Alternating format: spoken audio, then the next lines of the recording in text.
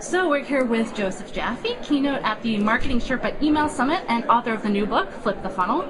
So Joseph, can you tell us a little bit about your new book and the idea of flipping the funnel? Well, the book really talks about, there are a couple of central themes and hypotheses, but one of the most important ideas here, or I think interesting ideas, is that retention can become the new acquisition. That we've potentially been going about marketing all wrong.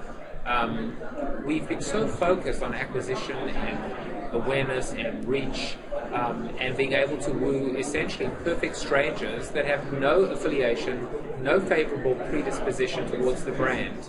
And what we're doing in the process is actually neglecting our lifeblood and our life force, which is our customers and our employees respectively.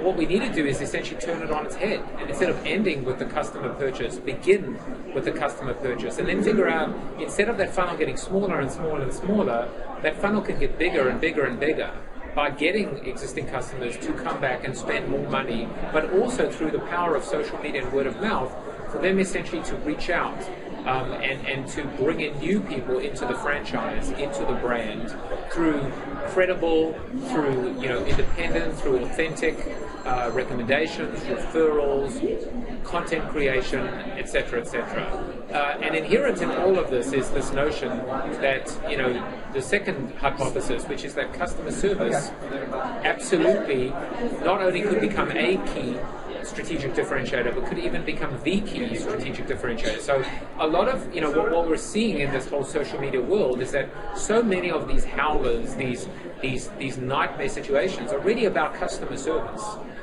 Except the only thing is, it's not your grandfather's customer service. It's not just about my product doesn't work or how do I. It's also about your marketing sucks or your advertising offended me. It's about everything. Anybody that's got an idea, an opinion, a concern, a rant, it's all fair game now. So one of the things that you talked about was the idea of marrying customer experience with word of mouth to create more evangelists for your company. Can you explain some ideas of how a business can actually go about growing the space of evangelists? Well, in that specific model, what I was talking about were really two segments of individuals, if you will, or groups. The one is the enthusiast, the loyalist, even the brand advocate.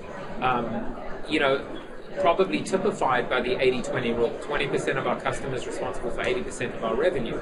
Then you have another circle or quadrant that represents this thing called influencers, which really are not even our customers. They're just people that have got blogs or big mouths or or wear their hearts on their sleeve or all of the above. And these two circles intersect probably, ever so briefly.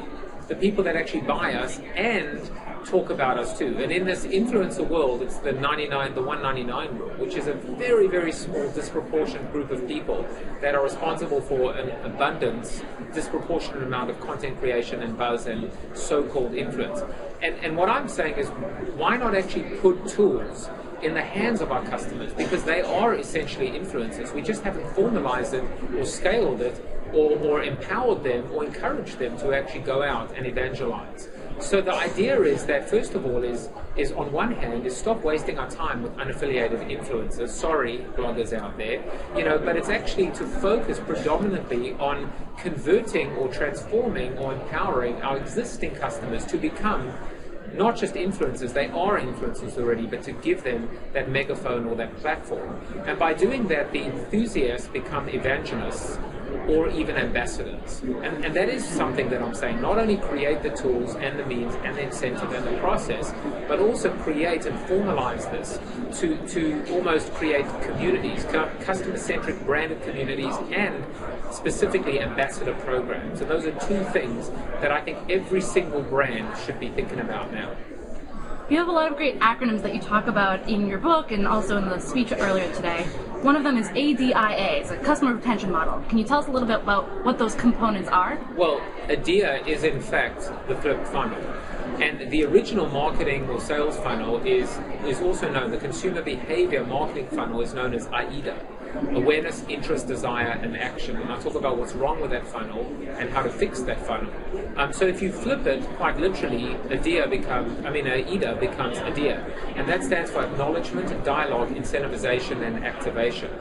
And the whole idea here is instead of the funnel getting smaller and smaller, chasing fewer and fewer customers or fewer and fewer individuals, we can actually create a self-fulfilling prophecy, if you will, a self-sustaining ecosystem that actually rewards and recognizes loyalty and positive, even negative word of mouth, but rewards the ability for people to be engaged. One thing I've always said is that, we all want people to love us, but we can't deal with people who hate us. We all want positive word of mouth, we can't deal with negative word of mouth. But I would argue that positive or negative word of mouth is better than no word of mouth. It's apathy and indifference that is killing brands. That is rotting companies from the inside out. So we need to get people to care and to give a damn. And even if that appears to be negative, every single complaint, every rant is a cry out, explicitly or implicitly, for us to solve problems and for us to show a bit of empathy and for us to demonstrate. And that's why I talk about customer service and customer experience, and particularly the D of dialogue, commitment to conversation, a listening strategy, a response strategy, all of the above, that can actually help demonstrate that we do know, that we do acknowledge, that we do care, and that we absolutely have a vested interest in solving problems and righting wrongs and moving people along that continuum. So what's your advice to small businesses that have been focused on the traditional funnel and focused on traditional marketing methods? Where should they start? Well, I don't think small business is necessarily focused on, more so focused on the original traditional funnel. I think big business has been, is drunk and obsessed with the whole paid media and advertising store and acquisition business. I think small business has always been, a lot hungrier. Your mom and pop store all the way up the continuum.